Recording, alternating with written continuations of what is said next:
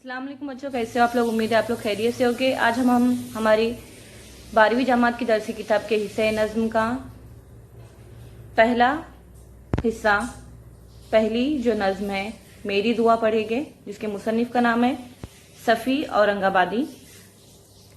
ये जो नज़्म है ये एक मुनाजात है। पहले ये जानना ज़रूरी है कि मुनाजात और हमद में क्या फ़र्क है। मुनाजात जिसमें शायर अल्लाह ताला से दुआ करता है और अपनी जो बदहाली है उसका जिक्र करता है, अपने गुनाहों का जिक्र करता है और उससे दुआ करता है कि तू मेरे हालात को बदल दे। और हमद में अल्लाह ताला की तारीफ बयान की जाती है। ये दोनों में फ़र्क है। यहाँ पे हम मुनाजात देखेंगे।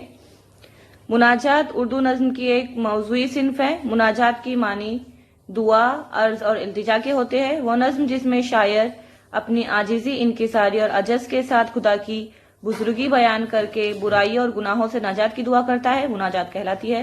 जैसे इसकी तारीफ में दिया गया है कि मुनाजात जो है ये एक उर्दू की मौज़ूई नज़्म है, सिन्फ है ये।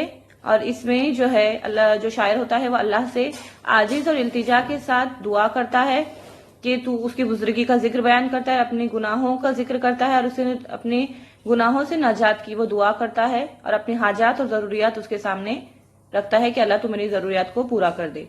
मुनाजात में शायर खुदा के हुजूर अपनी बंदगी का हवाला देते हुए अपनी बजाती और हाजात का इजहार करता है, अपनी ज़रूरत का इजहार करता है। हमारे शौरा ने नज़्म के पैराए में ही मुनाजात कही है। आमतौर पर हमद और मुनाजात में मानी और मफहूम के लिहाज से इम्तिजाज नहीं किया जाता। ये जो दोनों जो सिन्फ है इसमें मानी के लिहाज से कोई फर्क नहीं होता। एक में तारीफ होती है, एक में दुआ, तारीफ के साथ दुआ मांगी जाती है। मानी में बहुत ज्यादा फर्क नहीं होता, लेकिन हमद और मुनाजात में फर्क होता है। इनके मानी में फर्क नहीं होता, लेकिन दोनों जो सिन्फ है ये अलग अलग है। हमद में शायर खालिसतन खुदा की तारीफ करता है, जबकि मुनाजात में खुदा की तारीफ के साथ इसके हुजूर में अपनी जरूरियात पेश करता है। अगरचा खुदा हमारे दिलों का हाल जानता है, लेकिन मुनाजात में दुआ करते वक्त शायर अपने दिल की कैफियत, अपनी बेबसी, अपनी मजबूरी और अपने हालात की खराबी का तज़किरा करते हुए अल्लाह से हालात की बहाली का तालिब होता है। सफ़ी का असल नाम बहाउद्दीन सिद्दीकी था। इनकी पैदाइश औरंगाबाद में 12 फरवरी 1893 को हुई। इनके वालिद हकीम मोहम्मद मुनीर सफ़ी को तबीब बनाना चाहते थे, लेकिन सफ़ी ने दरमियान ही में तालीम छोड़कर मुलाजिमत शुरू कर दी। उन्होंने कई मुलाजिमत इख्तियार की, लेकिन इनका ज्यादा रुझान शायरी की तरफ था। इस फन में इनके बहुत से शागिर्द भी थे। सफ़ी का जो असल नाम है बहाउद्दीन सिद्दीकी था और इनकी पैदाइश औरंगाबाद में हुई 12 फरवरी 1893 को हुई। और इनके जो वालिद थे मोहम्मद मुनीर सफ़ी, इन्हें डॉक्टर बनाना चाहते थे, लेकिन जो सफ़ी है उन्होंने दरमियान में ही तालीम छोड़कर उन्होंने मुलाजिमत की और उन्होंने बहुत तरह की मुलाजिमत भी की। और इनका जो ज्यादातर जो रुझान था, इनका जो ज्यादा इंटरेस्ट था वो था शायरी की तरफ। और इनके जो इस फन में बहुत से शागिर्द भी हुए हैं इनके। सफ़ी औरंगाबादी दाग दहलवी के बाद उर्दू शायरी के एक ऐसे शायर है जिन्होंने मुहावरात, ज़रबुल मिसल और नए शेरी इजहार को बहुस्न खूबी बरता है। सलासत, शगुफ्तगी, बरजस्तगी इनके कलाम की नुमाया खुसूसियत है। सफ़ी का इंतकाल हैदराबाद में 21 मार्च 1954 को हुआ। 1925 में इनके शागिर्द ख्वाजा शौक ने इनका मजमूए कलाम परागंधा के नाम से शाया किया है। जो सफ़ी है ये दाग दहलवी के बाद उर्दू के ऐसे शायर हैं जिन्होंने अपनी शायरी में मुहावरात और ज़रबुल इंसाल का उन्होंने बखूबी इजहार किया है और इस्तेमाल किया है। और इनकी जो शायरी में सलासत है, आसानी है, शगुफ्तगी है, खुशगवार है उनकी शायरी और इनके कलाम की नुमाया खुसूसियत है ये। और इनका इंतकाल 21 मार्च 1954 को हुआ। और इनके जो शागिर्द थे ख्वाजा शौक ने इनका एक मजमुआ कलाम भी शाया करवाया था, जिसका नाम था परागंधा के नाम से शाया किया है। अब बढ़ते नज़्म की जानिब। तू वो है जो हर एक की बिगड़ी सवार दे, मेरी मुराद भी मेरे परवरदिगार दे, कोनैन में जलील ना कर सबके रूबरू, ईमान, ऐश, दौलत, इज्जत वकार दे। तू जो है तू सबकी बिगड़ी बनाने वाला है। इसमें शायर कहता है कि तू सबकी जो बिगड़ी बनाने वाला मेरे अल्लाह तू है, और मेरी भी तू मुराद, मेरी भी ख्वाहिश को तू पूरा कर दे मेरे परवरदिगार। और तू दोनों जहां में मुझे जलील ना कर सबके सामने, और तू मुझे ईमान, ऐश, दौलत, इज़्ज़त और वकार दे। ये जो دنیائی زندگی میں جو یہاں پہ انسان کے لیے ضروری ہے، ایمان، عیش، دولت، عزت، وقار، جس سے انسان کی عزت افزائی ہوتی ہے، اور جس کے پاس یہ چیز نہیں ہوتی اسے ذلیل سمجھا جاتا ہے. تو اے اللہ مجھے یہ سب چیزیں تو دے اور مجھے ذلیل نہ کر، کونین میں، دونوں جہاں میں مجھے ذلیل نہ کر. تیرا یہ حکم مانگ، ہر ایک چیز مجھ سے مانگ، میری دعا ہے دے، میرے پروردگار دے. دل کو میرے ہر ایک طرح مطمئن بنا، غم دے تو غم کے ساتھ کوئی غم گسار دے.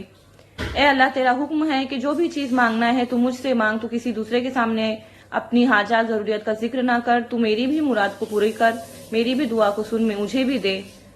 میرے دل کو سکون فرما، عطا فرما، میرے دل کو سکون دے، اور میرے اگر دل کو غم بھی اگر تو دیتا ہے تو اس کے ساتھ ساتھ ایک غم گسار بھی مجھے دے جو میرے غم کو بانٹ سکے. آنکھوں کو ایسی لذت دیدار ہو نصیب، ہر دم جو مجھ کو کیف میں خوشگوار دے. محفوظ رکھ فریب سفید و سیاہ سے، گردش نہ مجھ کو گردش لیل و نہار دے. اس شعر میں شاعر کہتا ہے کہ میرے آنکھوں کو اے میرے اللہ ایسی لذت دیدار کی نصیب ہو میرے اللہ، کہ جو میری جو ہر دم مجھے ایسا لگے کہ جیسے میں نشے میں ہوں دیدار سے، لذت دیدار میرے کو نصیب ہو، جس سے مجھے ایسا محسوس ہو ہمیشہ کہ میں ایک طرح سے خوشگوار نشے میں ہوں، جیسے میں کا نشہ ہوتا ہے، شراب کا نشہ ہوتا ہے، اس طرح کا خوشگوار نشہ مجھے دے دیدار سے میرے آنکھوں کو تیرے. محفوظ رکھ فریب سے مجھے، دنیا کی جو فریب ہے سفید اور سیاہ ہے، سچ کا جھوٹ، جھوٹ کا سچ، ایسے جو چیزوں سے مجھے تو محفوظ رکھ. اور مجھے یہ زمانے کی جو گردش ہے لیل و نہار کی ہے، ایسی گردش میں مجھے تو نہ ڈال، مجھے ایسی سب چیزوں سے تو دور رکھ. دنیا میں کچھ بھی قدر محبت نہیں رہی، نالائے جگر گزار نفس شعلہ بار دے. اور دنیا میں جو محبت کی کوئی بھی قدر نہیں رہی ہے اللہ، اور تو مجھے ایسا متاثر کرنے والا جگر دے اور میرا نفس شعلہ بار دے. داتا کی شان یہ ہے کہ جاری ہو اس کے دین، سائل کا شیوا ہے کہ دامن پسار دے. مطلب سمجھ میں آئے بقا دعام کا، ایسا سبق یہ زندگی مختار دے. اے داتا تیری شان ایسی ہے، جاری ہو اس کے دین، تیری شان اعلیٰ شان والا ہے تو اللہ، اور تیرا تو کہتا ہے کہ جو بھی ضرورت ہے تو مجھ سے مانگ، اور جو دوسروں سے مانگنے کا شیوا ہے، سائل کا فقیر کا شیوا ہے کہ وہ دوسروں کے سامنے دامن پسارتا ہے. اور اے اللہ مجھے مطلب سمجھا دے جو ہمیشہ کی رہنے والی زندگی ہے اس کا، اور ساتھ ہی جو فانی زندگی ہے، کچھ دنوں کی زندگی ہے، اس کا مجھے سبق سمجھا دے. اور جو آخرت کی زندگی ہے اس کا مطلب مجھے سمجھا دے. بقا و دعا ہمیشہ رہنے والی زندگی کا مجھے مطلب سمجھا، اور یہ عارضی زندگی کا مجھے سبق دے. میں بار بار مانگوں درکار ہو مجھے، اور اپنے فضل سے تو مجھے بار بار دے. اور میں بار بار اللہ تیرے سامنے مانگوں جو بھی چیز مجھے چاہیے، مجھے درکار ہے، مجھے ضرورت ہے، اور تو مجھے اپنے فضل و کرم سے مجھے وہ بار بار عطا فرما دے. ایسی شاعر اس میں دعا کرتا ہے کہ مجھے دے، میری دعا جو بھی درکار ہے، مجھے ضرورت ہے، میں تجھ سے ہی مانگوں گا اور تو مجھے وہ عطا فرمائے گا، دے گا. حسن طلب میں مجتہد عصر ہے صفی، وہ تجھ سے ایک مانگے تو اس کو ہزار دے. اور میری جو طلب ہے اللہ، حسن طلب، مراد خدا سے مانگنے میں شاعر نئے نئے طریقے اختیار کرتا ہے. مطلب شاعر الگ الگ طریقے سے، نئے نئے طریقوں سے جو اللہ سے مانگتا ہے. اور میں تجھ سے ایک بار مانگوں گا اور تو مجھے 1000 بار دے گا. میں نئے نئے طریقوں سے تجھے مانگوں گا، تجھ سے دعا کروں گا اور تو مجھے ایک کی بجائے 1000 دے گا. یہ شاعر اس میں دعا کرتا ہے. جیسے کہ آپ جانتے ہیں کہ ہم اور نظم مناجات جو نظم ہوتی ہے اس میں کیا فرق ہے، ہم نے دیکھا اس میں. جیسے اس میں دعا کی گئی ہے اور حمد میں تعریف بیان کی جاتی ہے.